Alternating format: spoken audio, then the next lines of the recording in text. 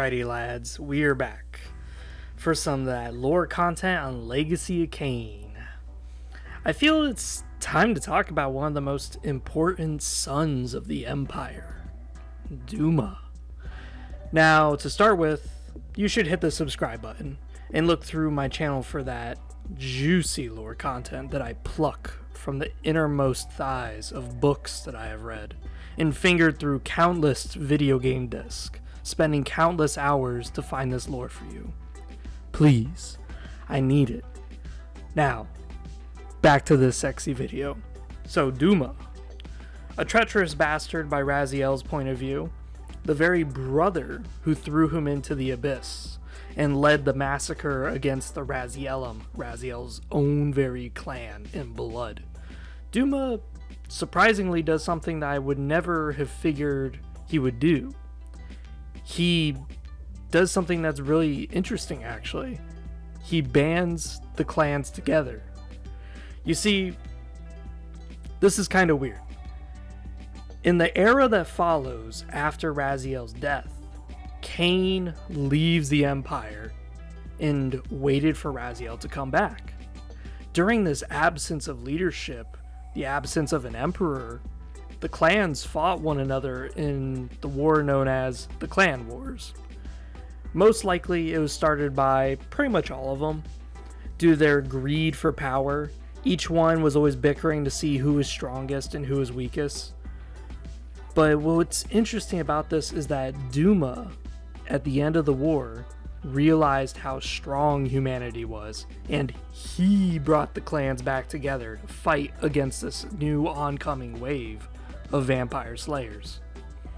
Something interesting that we see in the very slivers of lore that we get from the Nosgoth video game is that most clans were on the defense, only protecting their own lands. Dumah was the one who tried to salvage the clans and aid his brethren with his massive army of hunters. When the mutated Raziel clan resurfaced, unaware of Dumah's betrayal, unaware that their clan was wiped out by Dumah personally, he actually made a truce with them. He employed them as scouts, as air units in his war against humanity. If anything, the longer the war waged, the less we see of his other brothers. Only Dumah. We don't see Zephon, we don't see Melchiah, we don't see Terellum. And finally, at the end of the war, it is stated that humanity made a last gambit and charged at Dumah's palace to skewer him forever onto his throne, killing him. If anything, this reveals a lot about Dumah's character. Although he betrayed Raziel and led the massacre of his clan, he had the Empire as a whole on his mind from the start. Having a clan that committed heresy against their emperor was a no-no. So wiping them out was both sinister, but it was practical, as he could gain all the power the Raziel had. Afterwards, with Kain's disappearance, we see another version of Dumah, one who is so consumed with keeping the Empire together that he tried everything from conquering his brothers to making deals with the fallen Raziel. Dumah may be an opportunist, from what we're seeing, taking any slight advantage or opening he can get to gain further power.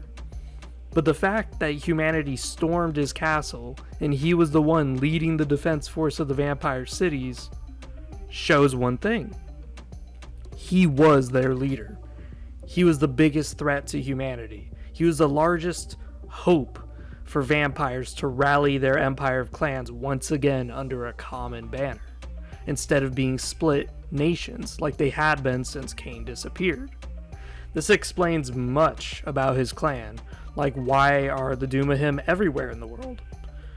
Well, they're lost, without their home, but more importantly, they were deployed everywhere. This makes so much more sense. They're scattered everywhere. The Dumahim vampires are all over the world in Soul Reaver 1 because they were deployed there by Dumah to defend everything, which we see Dumah failed. You see, he failed the one aspect in The Art of War, written by Sun Tzu. He who defends everything loses everything. As his forces were spread too thin, from him trying to defend the entire empire by himself, humanity easily breached his palace. The corpses we see that are littering his corpse, his palace, everything. The Elder God says that it was an easy wipe for humanity. They just easily stormed his palace. But it becomes more understandable why that is. How did the largest clan get wiped out so easily by humanity? Well, it's simple. They were the largest clan, and they were the most active clan. They were trying to defend everything. They were trying to defend Zephanim. They were trying to defend Rehoboam. They were trying to defend Terellum. They were banding together supplies and units everywhere. They left their own fortress unguarded, thinking that, hey man, we got to keep the empire as a whole together. We can't devote all of our forces in one single spot.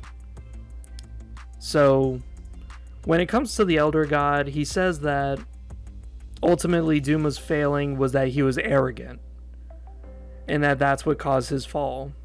But we, the players, are given the context of the entire empire when we play all these games, and we summarize it all together. And from here we can see that Duma wasn't arrogant, believing that humanity couldn't touch his palace, but more likely that Duma was just war exhausted, scattered everywhere, defending everything at once, while his brethren simply did nothing. They idled by, ignoring the war, pursuing their own experiments, or in Terrell's case, accidentally being abducted. So, in the end, what was Duma? An arrogant opportunist, or a valiant soul who genuinely tried his best, not for himself, but for the empire as a whole? I leave that to you to decide.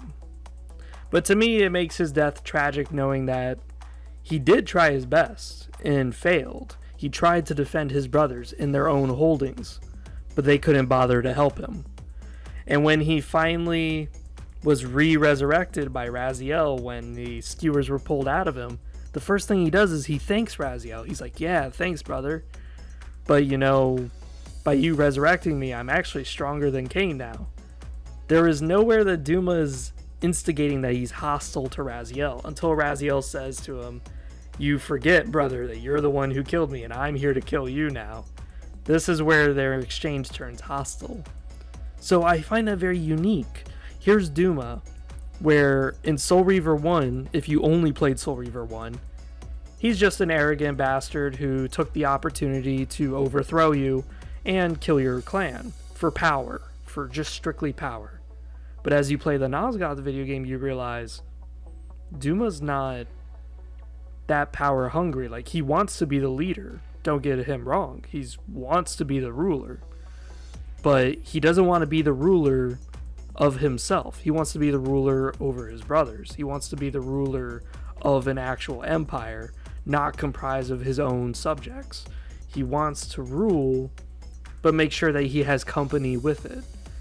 This is something that's very unique and fascinating about Duma, and something that I think is very good for his character development. It shows the highlights of the other characters, like Zephon. We know Zephon is always into his intrigue and bullshit, so he may have been just sitting there scheming and plotting, waiting for Duma to fall so that way he could just sweep up Duma's holdings, instead of actually devoting his forces to help defend the goddamn empire. We could look at Rahab. He's too busy experimenting on himself, trying to survive in the water. Oh, Rahab, your city just fell. I don't care, I'm busy right now, leave me alone, I'm experimenting with this water. Then you got Melchiah. He's so obsessed with trying to help his own body, maintaining it. He may not be able to even spend a second devoting away from his body before it just collapses into a million corpses. So, with each of the generals preoccupied with their position, it makes sense why Duma possibly had the heaviest of burdens. He had the least of issues, but he had the biggest of responsibilities. He took it upon himself to defend the entire empire.